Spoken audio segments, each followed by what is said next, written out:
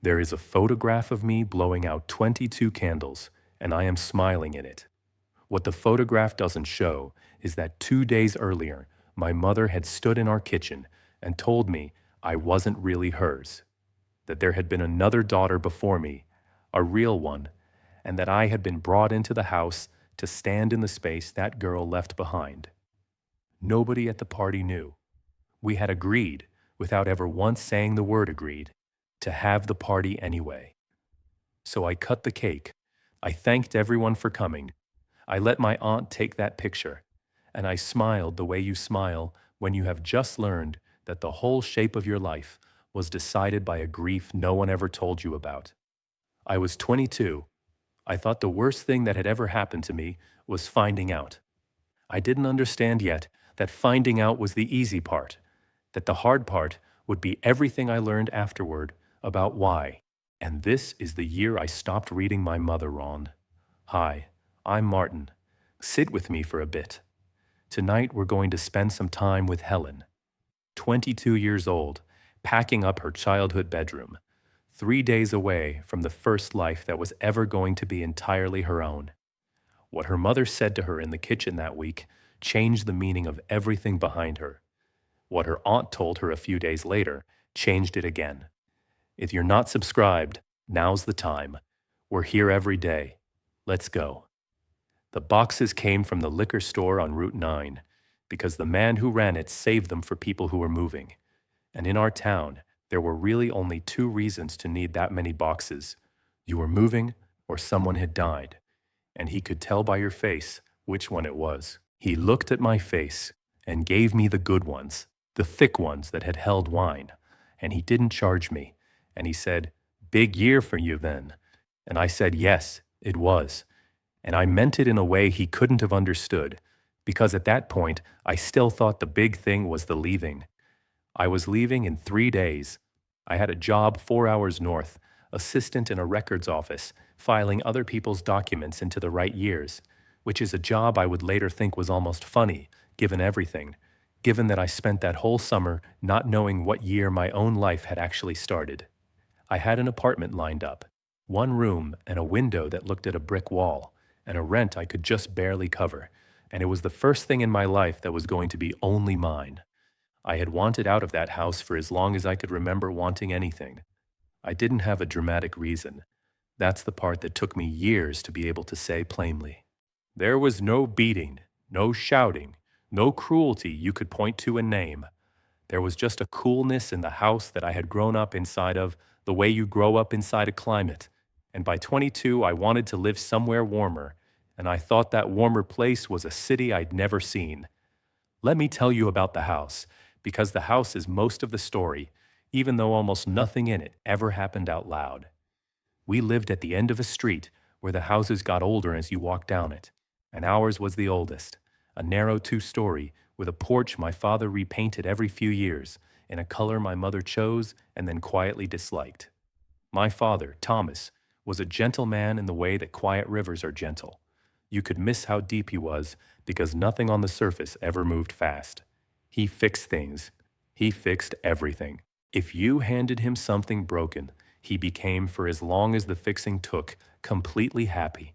And I understood much later that a man who is always fixing things may be a man who learned a long time ago that there are certain things that cannot be fixed, and decided to spend his life on the ones that can.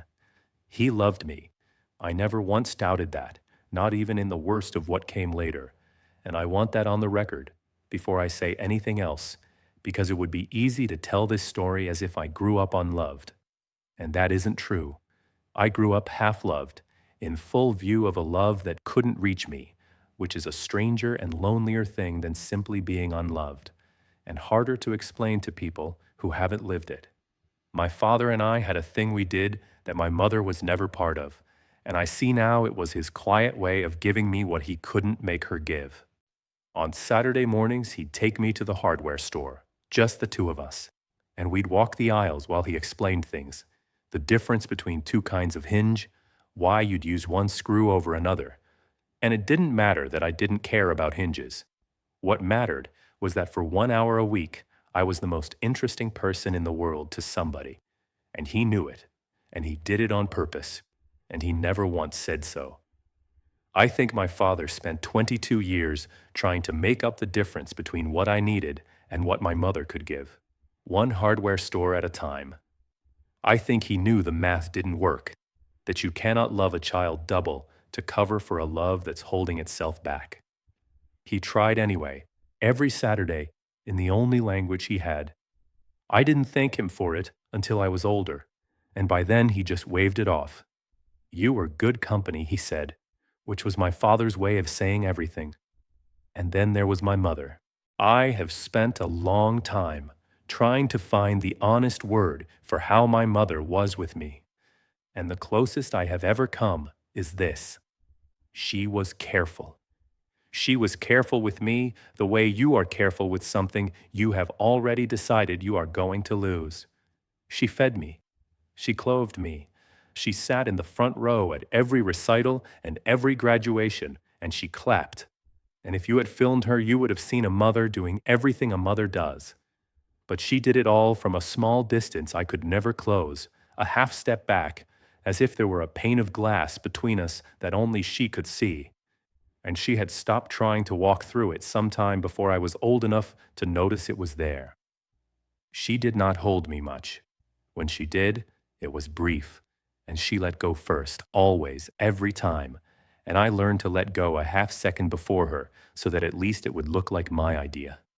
I told myself stories about why. The story I settled on, somewhere around 12, was that I was simply not a daughter she had any talent for loving. That some mothers and some children just don't take, the way some grafts don't take on a tree, and that there was nothing wrong with either of us exactly. We had just been planted together by accident and never grew the same bark. It was a sad story, but it was a survivable one, because it didn't make either of us a monster. I held that story for 10 years. I was wrong about it in almost every particular. And the truth, when it finally came, was both kinder and worse than anything I had invented. There were things in that house that I knew not to ask about, and I want to tell you about two of them, because they were sitting in plain sight the entire time. And I walked past them every single day for 22 years, the way you walk past a clock you stopped hearing. The first was the room at the end of the hall. It was always locked, not dramatically. There was no chain, no warning. Nobody ever stood in front of it. It was just a door that was always locked, upstairs, past the bathroom, and when I was small and asked what was in it, my mother said, "Storage," in a voice that closed the subject as cleanly as a hand closing a book.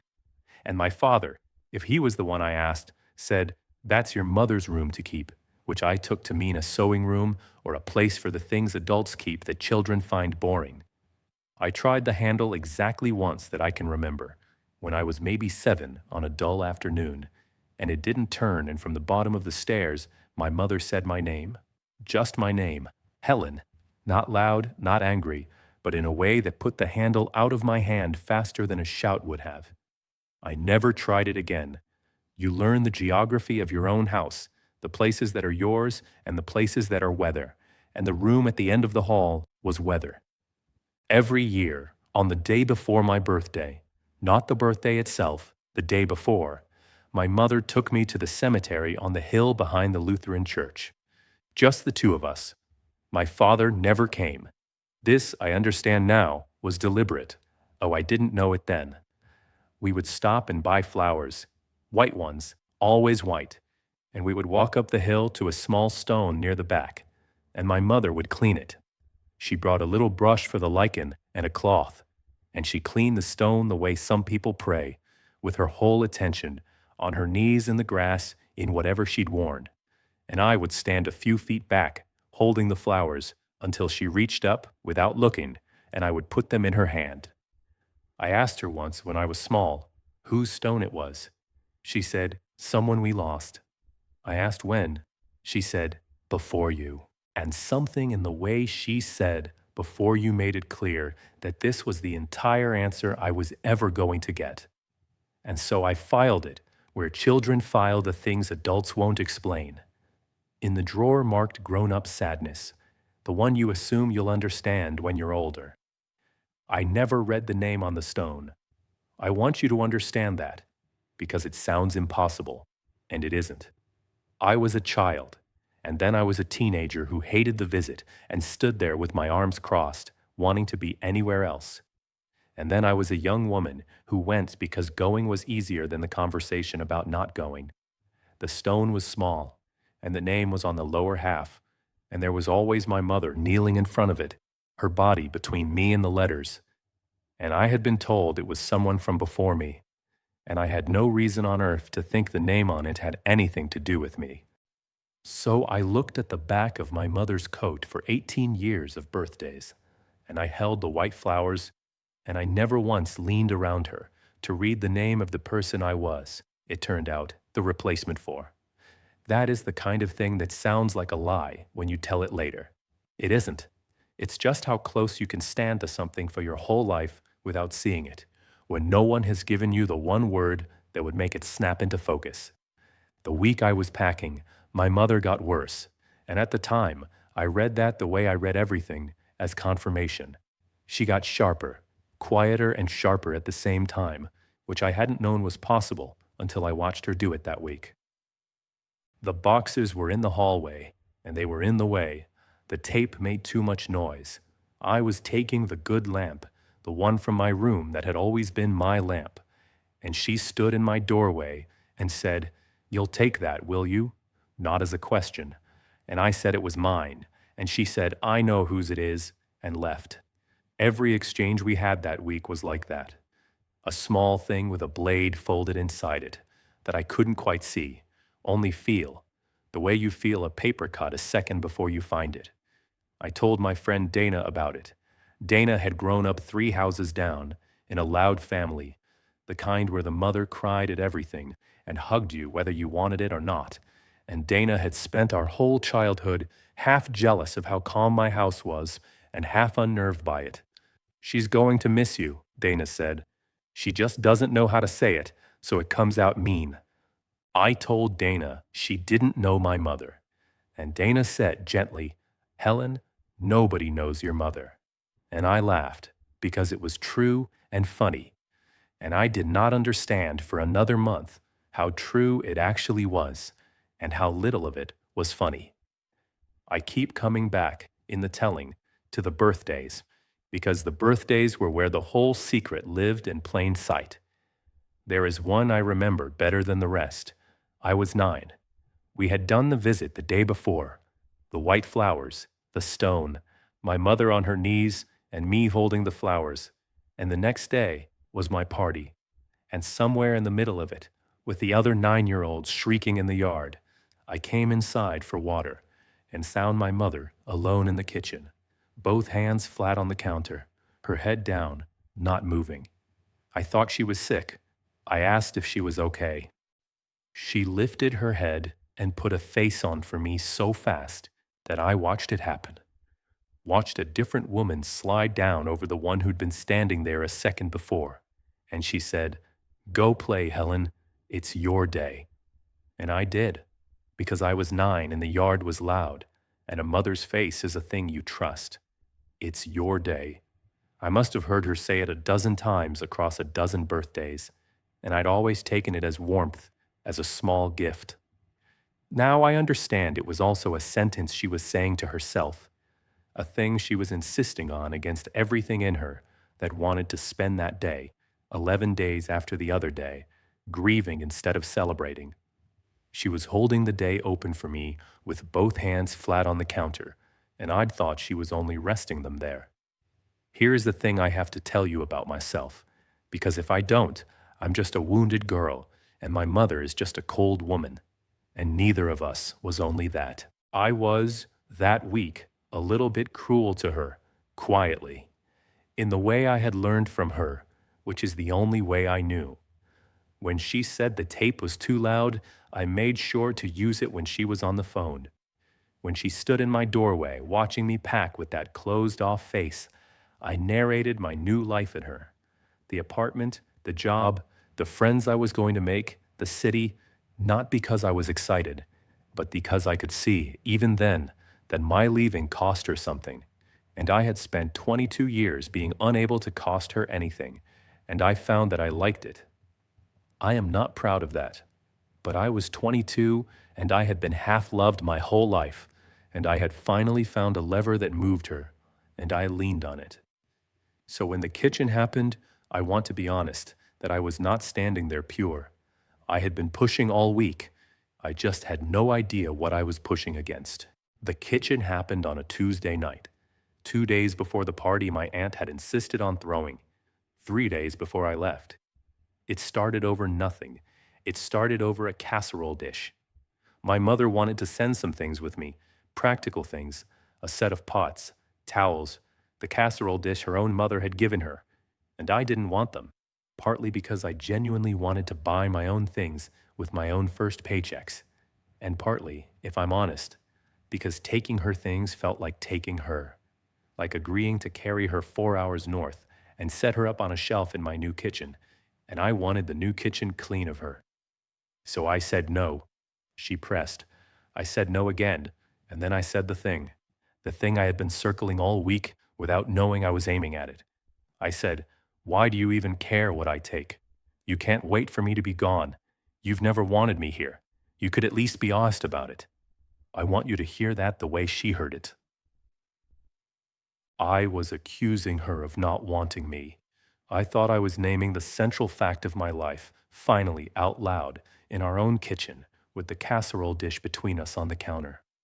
I thought I was being brave, and my mother looked at me, and something happened in her face that I had never seen before and would not understand until much later. A kind of buckling, like a wall that has held weight for years, finding out all at once that it can't anymore. And she said, very quietly, in a voice with no heat in it at all, which was the worst part, "You have no idea what I wanted." And I, being 22, being cruel, being sure I had her cornered, said, "Then tell me." So she did. She told me in about 4 sentences, standing very still, not crying, her hands flat on the counter on either side of that dish, like she needed it to hold herself up. She told me there had been a daughter before me, that her name was Caroline, that she had died when she was small, a long time ago, and that after, my mother used the word after the way you'd use it for a fire or a flood, a thing that divides time into before and after. After, she and my father had brought me home. She did not say adopted at first. She got all the way to the edge of the thing, and then she said the sentence I have never been able to put down, the one I'll hear in her voice until I die. "You were never even mine to lose. I brought you in to fill a hole, not to walk out of it and leave me alone with it again." And then, as if she'd heard herself from a distance and was horrified, she said "Helen" and reached out, and I was already gone. Not out of the house. I didn't even leave the room. I just left, the way you leave your own body when something is too big to be in it with. I remember the hum of the refrigerator. I remember that the kitchen light had one bulb slightly dimmer than the others, and I had never noticed before, and now I couldn't stop noticing it. I remember thinking, with a strange, flat clarity, "Oh, so that's what the room is. That's whose stone it is." 22 years of locked doors and white flowers reorganized themselves in about 4 seconds into a shape that had always been there. And I stood in my own kitchen and watched my entire childhood become a different story while the casserole dish sat there catching the light. I didn't scream. I didn't cry, not then. I think my mother almost wanted me to. I think a daughter screaming would have been something she knew how to stand inside of, something human and hot she could have met. But I had been raised by her, and so I did the thing she had taught me, the only thing I knew how to do with an unbearable feeling, which was to go very quiet and very still and let go first. I said, "Okay, that's all." I said okay, and I picked up the casserole dish and I put it in one of the boxes from the liquor store and I went upstairs. I have thought about that okay 1,000 times. I think it was the cruelest thing I ever did to her, and I didn't even mean it to be. She had just torn herself open in the only way she was capable of, had finally said the truest thing she had, and I answered it the way you answer a stranger who tells you the bus is running late. Okay. We were so alike. That was the tragedy I couldn't see yet. We were so exactly alike that we were going to stand 6 feet apart for the rest of our lives, each one waiting for the other to cross a distance neither of us had ever been taught how to cross. We lived in that house together for 2 more days before the party, and I have never in my life been so quiet for so long with another person. We did not speak about it. We passed in the hallway. We ate at the same table. She made coffee, and I drank it. And the thing that had been said in the kitchen sat in every room of the house, like a fourth person we were both pretending not to see. Twice, I came around a corner and found her stopped, just stopped, in the middle of doing something, the laundry basket on her hip, staring at nothing. And both times she heard me and started moving again before I could decide whether to speak. And both times I didn't. I packed with a kind of fury those 2 days because the boxes were something to do with my hands. And at one point, at the back of my closet, I found a dress I didn't recognize. Small, old-fashioned, far too small for me and far too old to be mine. And I stood there holding it and understood whose it must have been and roughly how it had found its way into my closet. And I put it back exactly where I'd found it and closed the door and did not breathe for a moment. I never asked about the dress. It is one of the many things in that house I decided not to make her explain. The party was 2 days later, and we had it. I have tried to explain this part to people, and I usually fail because it sounds insane, and maybe it was, but it also felt, at the time, like the only thing to do. My Aunt Ruth had been planning this party for weeks. My mother's sister, the warm one, the one who took the photographs and remembered everyone's coffee order and filled the silences in our house whenever she visited, which my mother allowed, the way you allow weather you're grateful for but can't produce yourself. Ruth had ordered a cake. She had invited the neighbors, the Hales from across the street, my father's brother and his wife, Dana and her loud mother, 12 people. To cancel would have meant explaining, and explaining was the one thing my mother and I, in our shared and terrible competence at saying nothing, had silently agreed we would not do. I want to give this its space because this is the part the photograph hides, and because I have come to believe it was the most honest, dishonest thing my mother and I ever did together. The last thing we ever built as a team before everything came apart. And what we built was a lie, smooth and complete, for 12 people, in our own living room, 2 days after the floor fell out of my life. We set up the chairs. We did it together, in silence, the morning of, moving around each other in the living room with the ease of 2 people who had been moving around each other for 22 years. And there was something almost unbearable in how smoothly we did it, how our hands knew the same work. My mother ironed the good tablecloth. I cut the lemons for the water because that was my job. It had always been my job, the lemons, and I cut them the way I always had, thin, the way she liked them, and I caught myself doing it and almost laughed and almost wept and did neither. My father, who had not been in the kitchen that Tuesday night, who I would later learn my mother told everything to in their bedroom with the door shut. My father set up the folding table and then found me in the kitchen and put his hand on the back of my head, just for a second, the way you'd cup something you are afraid of dropping. And he didn't say anything, because there was nothing to say that the 12 people arriving in an hour weren't going to make impossible. And then he let go and went to find more chairs. That was my father's whole language. A hand on the back of your head, and then more chairs. People came. They brought cards. Mrs. Hale brought a plant. Dana's mother cried a little, because Dana's mother cried at everything, and hugged me too long. My Uncle Pete, my father's brother, cornered me by the food and told me, the way he told me every year, that I'd grown, that I looked just like, and then he stopped, the way he always stopped, and changed it to, like a grown woman now. I had heard that little stumble my whole life and never once caught what was underneath it. That he had been about to say, I looked like nobody, because I looked like nobody in that family, because I wasn't from it. And he had been swerving around that for 22 years of birthdays. Mrs. Hale from across the street told me she remembered the day I came home. Such a tiny thing, and your mother stood on that porch holding you like you might break. And I had always taken that as a figure of speech, and now heard it as a fact. The literal day I was delivered to that porch, watched from a window by a neighbor who, without knowing it, was the only person in the room saying anything true.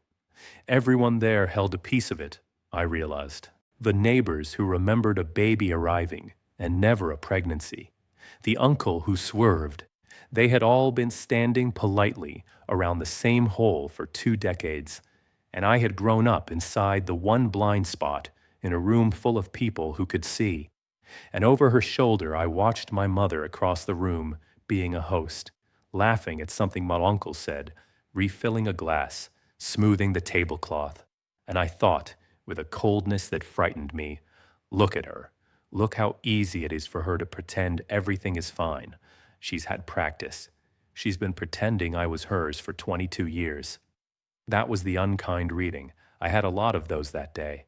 They came easily, and some of them I have never fully forgiven myself for, because I now know what each of those pretending smiles was costing her, and it was not nothing. It was everything she had. And then there was the moment with the candles. Ruth lit the cake and carried it out, and everyone sang the way people do, off-key and grinning. And I sat there in the chair they'd put me in at the head of the table and looked at 22 candles and one extra. There was always one extra, one to grow on. My mother had done that every single year since I was small, an extra candle, and I had never thought anything of it, and now I couldn't look at it. And as they sang, I made the mistake of looking up, and I found my mother. She was standing slightly behind the others, the way she always stood, half a step back, and she was not singing. She was looking at me over the candles, with an expression I had spent my whole life calling coldness, that careful, glassed-off, holding something back face. And for the first time in 22 years, I had the key to it, and I looked at that face and I understood, in a rush that nearly took me out of the chair, that it was not coldness at all. My mother was looking at me the way you look at something you have already lost once and are watching prepare to leave. And the held-back thing behind the glass was not the absence of love. It was love she had decided, a long time ago, she was not allowed to feel all the way, because feeling it all the way had nearly killed her once, and she did not think she would survive it twice. I didn't have the whole story yet. I wouldn't have it for 2 more days. But I had that, the truth of that face, and I blew out the candles, all 23 of them, and everyone clapped, and Ruth took the photograph, and in it I am smiling, because a second before, looking at my mother's terrified face, I had felt the first crack of something that was not anger, and the camera caught the crack and called it a smile. Ruth stayed to help clean up. After every gathering, for as long as I could remember, my Aunt Ruth was the last one in the kitchen, drying things my mother washed, the 2 sisters working at the sink with their backs to the room. And usually I escaped that. Cleanup was the adults' time. But that night my mother went up to bed early. She said she had a headache. She said it to the room in general, not to me. And she went up the stairs, and I heard a minute later a sound I had heard my whole life and never once questioned. The small click of a key, and a door at the end of the hall opening and closing. The room. She did that sometimes when she had a headache. I'd always thought she went to lie down in the storage room.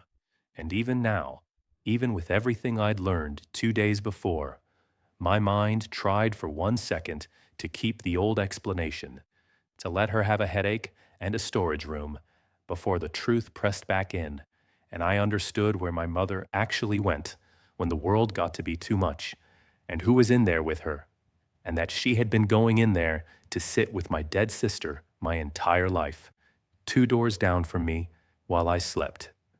I think I made a sound.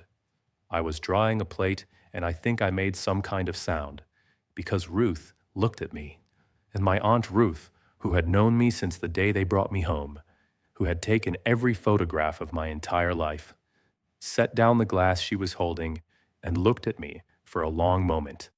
And then she did the thing that changed everything. She didn't ask what was wrong. She already knew something was wrong. She'd felt it under the whole party like a draft. She dried her hands on the towel slowly, and she said, "She told you, didn't she?" It wasn't a question, and I understood, hearing it, that my aunt had known, that everyone had known, that I had grown up the only person in my own family who didn't know the central fact of my own life, and that all of them, my mother, my father, this aunt drying her hands in front of me, had been carrying it around me for 22 years, like people carrying a table through a room where a child is sleeping.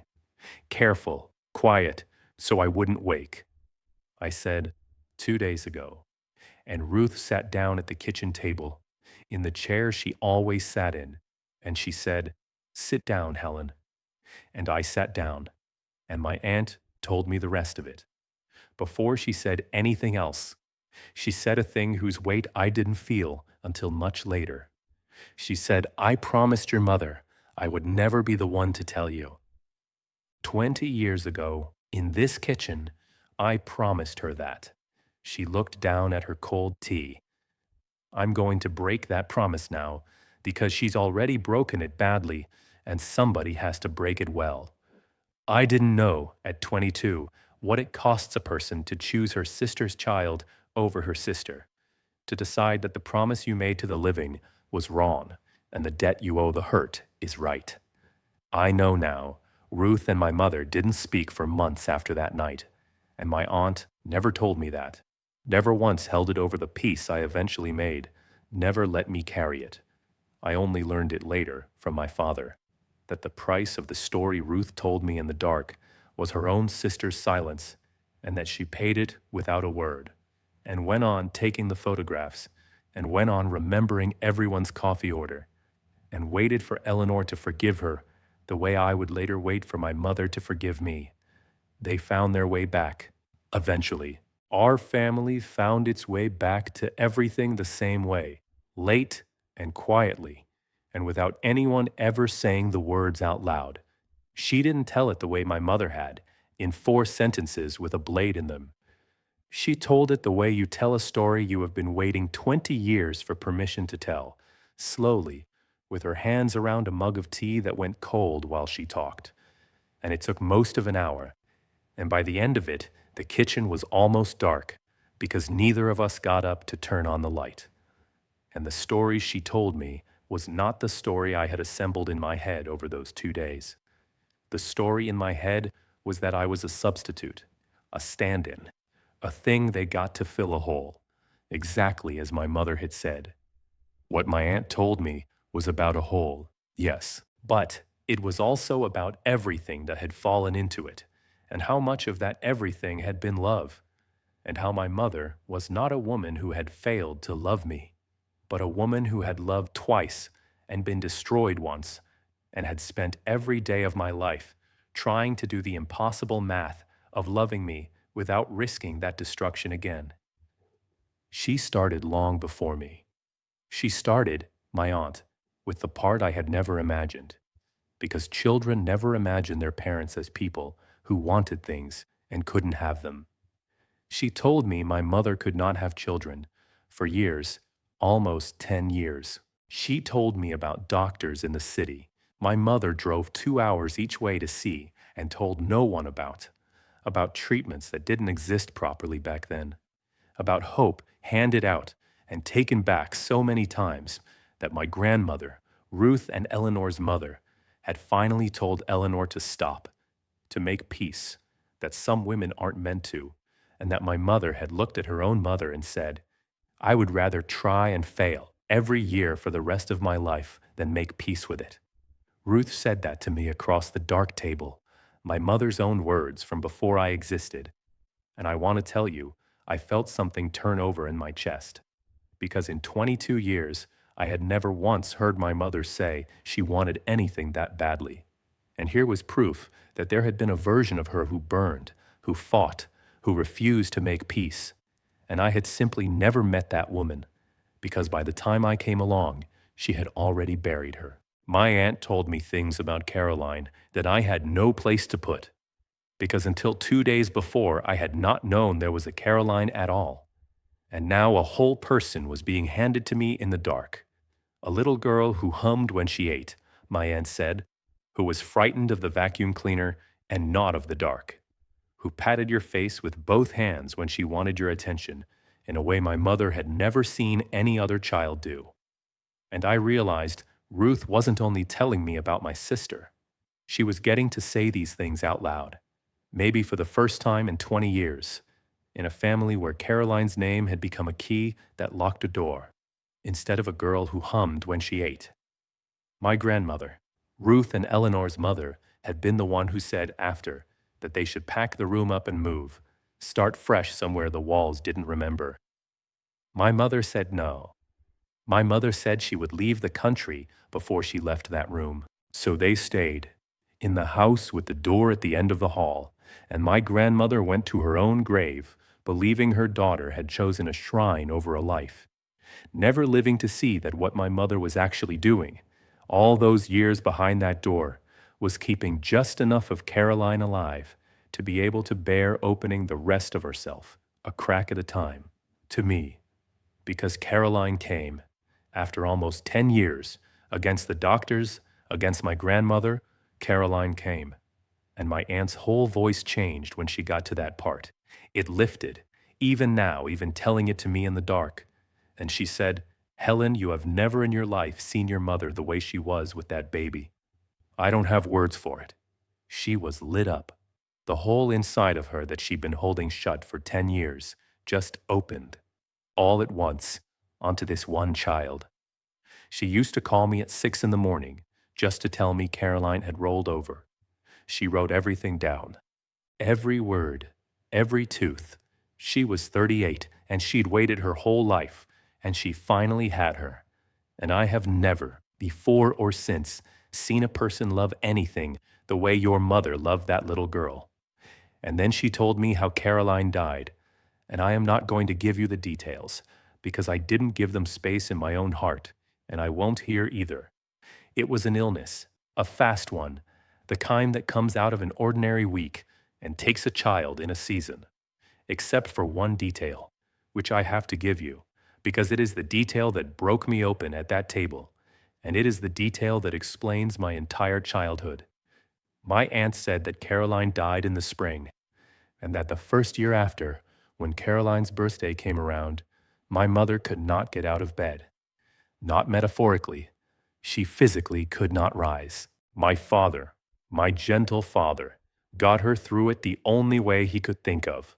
He took her to the cemetery, and they cleaned the stone together, and they brought white flowers, and somehow tending the grave let her live through the date. 2 years later, they brought me home, and I was a baby, and babies have birthdays, and mine, by an accident of the calendar that no one chose, fell in that same stretch of spring, 11 days after Caroline's. So every year, that whole part of the calendar became a corridor my mother had to walk. Caroline's birthday at one end, mine at the other, 11 days of held breath in between. And she found she could not stand at a table and watch candles lit for the daughter she had until she had first knelt at the stone for the daughter she'd lost. That was why we went the day before my birthday. The visit I hated, the visit I stood through with my arms crossed, wanting to be anywhere else. It was not my mother being morbid. It was my mother clearing the grief out of the way every single year, making just enough room in herself to celebrate me.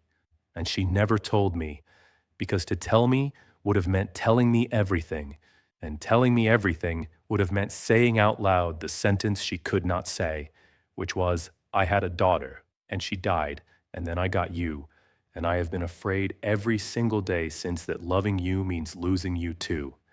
I left for the city anyway. I want to be honest about the order things happened in, because the temptation, telling it now, is to put the understanding first and let it fix everything, and that isn't how it went. The understanding came at that dark kitchen table with Ruth, and it was real, and it cracked me wide open. But understanding why someone couldn't reach you is not the same as being reached. And the next morning, I woke up in my childhood bedroom with all my boxes packed, and the understanding sitting in my chest like a stone I didn't know how to carry. And my mother was downstairs making coffee, and I came down and I tried. That's the part I'm proudest of, and the part that hurt the most. I tried. I came down those stairs with everything Ruth had told me, and I sat down at the table, and my mother put a cup of coffee in front of me without a word, and I said, and my voice shook, which I hated, I said, "Mom, Ruth told me about Caroline, about all of it." And I watched her go absolutely still at the counter with her back to me. And I said, "I'm not trying to be her. I never knew her. I don't want to take anyone's place. But I'm here. I've been here the whole time. And I'd like it if we could maybe start over. As, as whatever we actually are." And my mother stood at the counter with her back to me for a long, long time. And I watched her hand come up and press flat against the cabinet, the way it had pressed flat against the counter, beside the casserole dish. That same gesture, a person holding herself up against the weight of being loved out loud. And I thought, this is it. This is the moment. She's going to turn around. And she didn't turn around. She said to the cabinet, in a voice that was trying so hard to be steady that it came out flat and cold, and exactly like every cold thing she'd ever said to me, she said, "I don't know how to do this, Helen. I never knew how to do this." And then she went up the stairs, and I heard the small click of the key. And she went into the room at the end of the hall, and she closed the door, and she left me sitting at the kitchen table with 2 cups of coffee and the start of an apology I would not get to finish for a year. I want to tell you that I understood in that moment that she wasn't rejecting me, that she was a drowning woman who'd been handed a rope and simply did not have the strength left in her arms to take it. I want to tell you I had that grace. I didn't. I'd been awake all night being remade by my aunt's story. I had come downstairs and done the bravest thing I had ever done. I had offered my whole open chest to my mother, and she had said, "I don't know how to do this," and walked up the stairs to sit with her dead daughter instead of with her living one. And the part of me that was still 22 and still half loved and still keeping score stood up from that table and thought, "Fine, fine, I tried. You saw me try. And now I get to stop." And there was relief in it. That's the thing I have to tell you. The ugly true thing. Underneath the hurt, there was relief. Because for 22 years, I had been failing at the impossible job of earning my mother's full attention. And now, I finally had a reason to put the job down. She's not even really my mother. She told me so herself. I'm allowed to stop now. And some small, mean, exhausted part of me was glad of the permission. I picked up my coffee. I poured hers down the sink. I carried my boxes out to the car one at a time while my father held the door. And my father hugged me hard and said, "Call your old man." And I said I would. And I drove 4 hours north to my one room with the window that looked at a brick wall. And I did not say goodbye to my mother, who was upstairs behind a locked door with the one child she knew for certain she had already lost. I lived alone for the first time in my life, and the living alone is what did it, not the understanding. The understanding was the seed, but understanding doesn't grow anything by itself. What grew it was a year of my own small, ordinary life, 4 hours away from her, where I had room to be something other than her daughter. The city was not what I'd imagined. The job was dull, and the apartment was cold in a way no thermostat fixed. And for the first few months, I was lonelier than I had ever been in that quiet house, which surprised me, because I had spent my whole life thinking the quiet house was the loneliness. And it turned out the quiet house had at least been full of people I knew. I made friends slowly. I learned to cook 3 things. I filed other people's documents into the right years. And in the evenings, I sat by my brick wall window. And this is the part I didn't expect. I started, for the first time, to miss her. Not the her I'd grown up presenting. I started to miss a her I'd never actually had, a mother I could call. And the wanting of that mother made me think about her constantly. And thinking about her constantly, with 4 hours and a closed door between us, I started to do the math my aunt had handed me. I would be filing a death certificate at work. It was a records office. There were death certificates.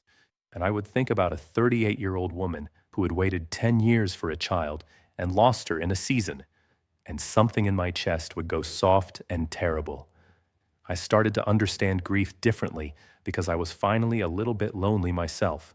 And loneliness is a cousin of grief, close enough that it taught me the family resemblance. I'd had a fight with a friend, a stupid one, and I'd felt how my own instinct under hurt was to go cold and quiet and still. Exactly her instinct.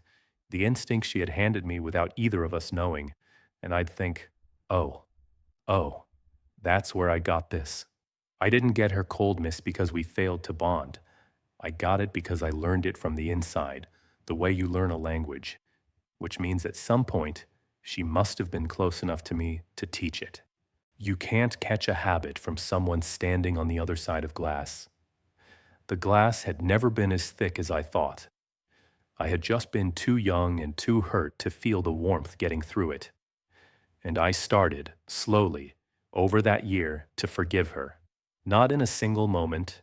There was no scene. Forgiveness, I learned, is not a door you walk through. It's a tide, and it comes in so gradually that you don't notice you're standing in different water until one day you look down and it's up to your knees. I called my father every Sunday, and every Sunday he would say, near the end, "Your mother says hello," which I knew meant my mother was standing in the kitchen, not asking to talk, and unable to leave the room.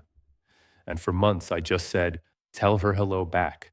And then one Sunday, around the spring, I realized later, the season Caroline died, though my father would never have said so. One Sunday he said, "Your mother says hello," and I said, "Can you put her on?" And there was a silence, and a fumbling, and then her breathing on the line, not saying anything. And I understood she was as frightened of this phone call as I was. This woman who had terrified me my whole childhood was standing in her kitchen, terrified of her daughter's voice. And I said, "Hi, Mom." And she said, "Hello, Helen." And neither of us knew how to do this, just like she'd said. But the difference was that now I knew that neither of us knew, and that made it something we were bad at together, instead of something I was failing at alone. We talked for 4 minutes about nothing, the weather, my job, a neighbor's roof.